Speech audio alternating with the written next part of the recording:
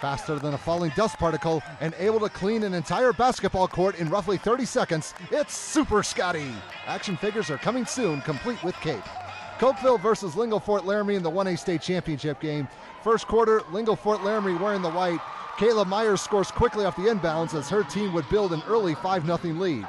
It took Cokeville about 3 minutes to get things going, which is not what they wanted to have happen. Tessa Tykert drives, hoop, and the hack. That got rid of the 0, but they're still down 5-2. The Lady Doggers wanted to get out to a good start, and they did. Here's Melissa Boland taking the assist and adding 2 points to the cause, and they would eventually go up 11-4. They had the height advantage in this game, and they'd use it. Kayla Meyer is a 6'1" junior, and scoring baskets up close is her specialty. The lead is at 9. It's 15-6. The Lady Panthers had to get their acting gear soon, or else they were going to be in trouble. Carol Tonga stops the bleeding, and now her team is down 15-8. Last year's state runner-ups would slowly get back into this game. They'd use fast passing to get the ball to Marissa Pope, and she would take care of the rest. And Cokeville would only find themselves down 15-12 after the first 8 minutes. Second quarter, things would stay close for a while. Kaylee Greenwald would find Cassandra Agualo, who is on the run, and the senior will get the lay-in on the near side to help the Lady Doggers maintain a 19-15 advantage. Cokeville would use some defense to get rid of the deficit. Kaylee Moyce gets the swipe, and then she'll feed the ball ahead to Tykert. 21 points for a 5'3" senior. That's really good. Her team is down 2. It's 19-17. The Lady Panthers had each other's backs at times. That shot was way off, but Bethany Briggs collects the miss, and she'll put the toy away, and this ball game is tied up at 19 points apiece.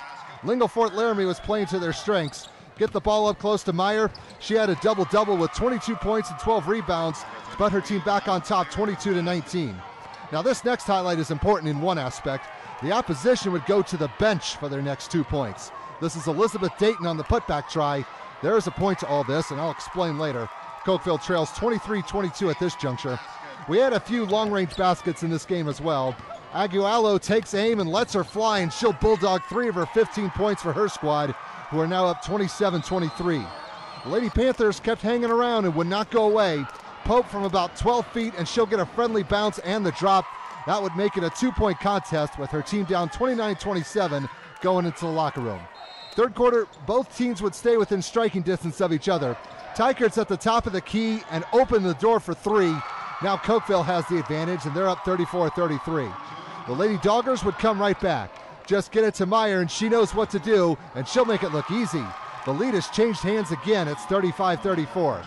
But the defense had a hard time remembering to guard Tykert when she's outside the arc, and they would pay 3 times over. The Lady Panthers now go ahead 39-37. Actually, Lingle-Ft Laramie had 2 6-footers on their team. The other was Boland, 12 points for the senior, and her team trails 41-39. Of course, they did not always score up close. They could hit from a distance as well, and bowling will prove my point. The East Regional Champs were down by 4, 45-41 going into the final 8 minutes. Fourth quarter, something had to happen sooner or later, and it was coming. Agualo will step on the line for that one, so it'll go down as a long 2. Lady Doggers still trail 46-43. But then Cokeville would respond quickly, and here's where they made their move. Briggs will answer and get that 2 right back for her team to make this a 48-43 contest. Their experience was starting to pay off. Pope catches a quick pass inside and will deposit another 2 for her team. Now they have a 7-point cushion. The scoreboard reads 50-43. And then sometimes luck was on their side. That pass should have been intercepted, but Briggs will get it and the basket. Lady Panthers are in decent shape, up 9. It's 52-43. But Lingle-Ft Laramie was not quite done. They used some strategy. Meyer bounces the assist to Greenwald, and she would deliver a much-needed 2 points, but they're still down 52-45. They had to hurry up, and at times they did. Agualo gets ahead of everyone, and she'll finish the fast break on the far side. The Lady Doggers were getting closer, trailing 52-47.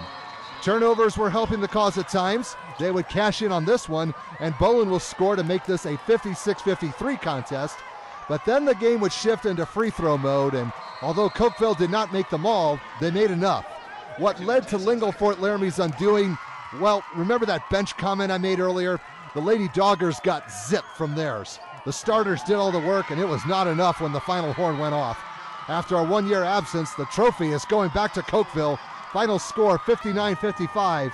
Lady Panthers had to work for that one, but it would put the finishing touches on a 26-1 season.